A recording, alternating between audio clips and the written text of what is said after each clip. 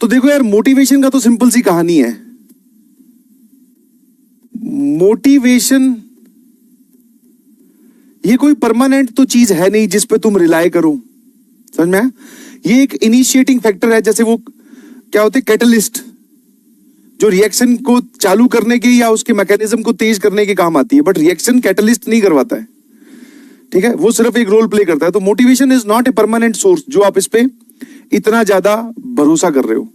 Discipline पे आप ध्यान दीजिए प्लीज, है ना? डिसिप्लिन पे आप ध्यान दीजिए, और जो भी आपका आइडियल है, चाहे वो खेल जगत में है चाहे कहीं पर भी, जब आप उनको ध्यान से देखोगे तो आप ये चीज फील करोगे कि जब उनका मन नहीं था उस काम करने का, बिकॉज जब मन होता है तब तो सभी करते हैं भाई, है ना? मान लो आज जैसे 100 में से एक दिन ऐसा आता होगा ना, एक दिन की बात कर रहा हूँ, ज्यादा तो नहीं आते, 100 में से एक दिन तो ऐसा आता है जिस दिन सर हमें अच्छा अच्छा लग रहा होता है, क्लास में जो हमें समझाया वो भी समझ में आया, फिर हम क्वेश्चन कर रहे हैं, कटाकट हो रहे हैं, 10 में से 1 या 2 नहीं हुए, तो वो चलो एक दिन है जिस दिन तुम्हारी पढ़ाई ऑटोमेटिक हो रही है, बट वो 100 में से ऐसा एक है। बाकी 99 डेज डिसिप्लिन उसी को ही बोलते हैं कि आपका मन नहीं है, आपकी इच्छा नहीं है, आपका मूड नहीं है, फिर भी आप उस काम को कर रहे हो, दैट इज द डिसिप्लिन। समझ में आया कि नहीं समझ में? ठीक है, हाँ। और आज के कंपटीशन की रियल अगर मैं आपको जानकारी दूं, थोड़ी सी बात कर लेते हैं, ठीक है? हाँ ना, बस आपको फोकस होना है, because maximum crowd is distracted.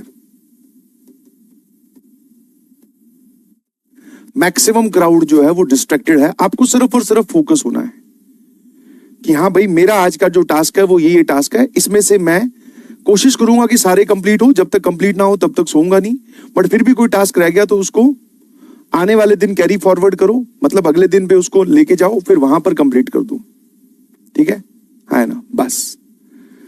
और बाकी जनता से आप बाहर जाकर मिलेंगे, क्योंकि क्लास 11th की जो एज है वो बहुत छोटी होती है। पिछले साल तुम इस वक्त 10th में थे, बोर्ड की तैयारी व्यारी कर रहे थे, तुम्हारे लिए 10th बोर्ड सबसे बड़ा पहाड़ था।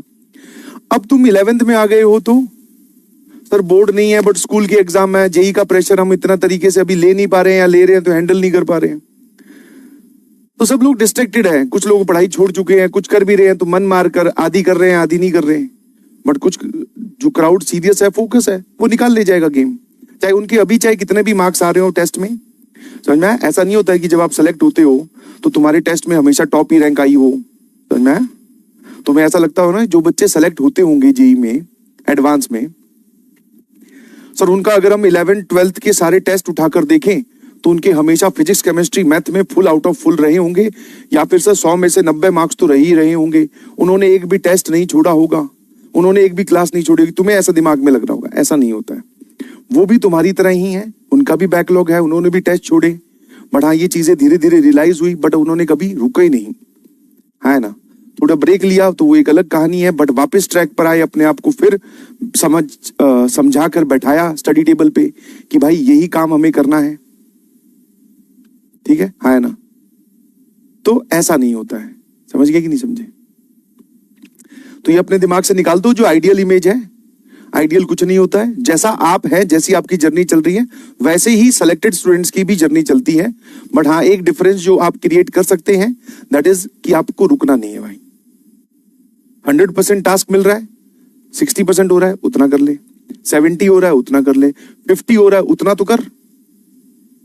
समझ में आया कि नहीं समझ में आया? चलिए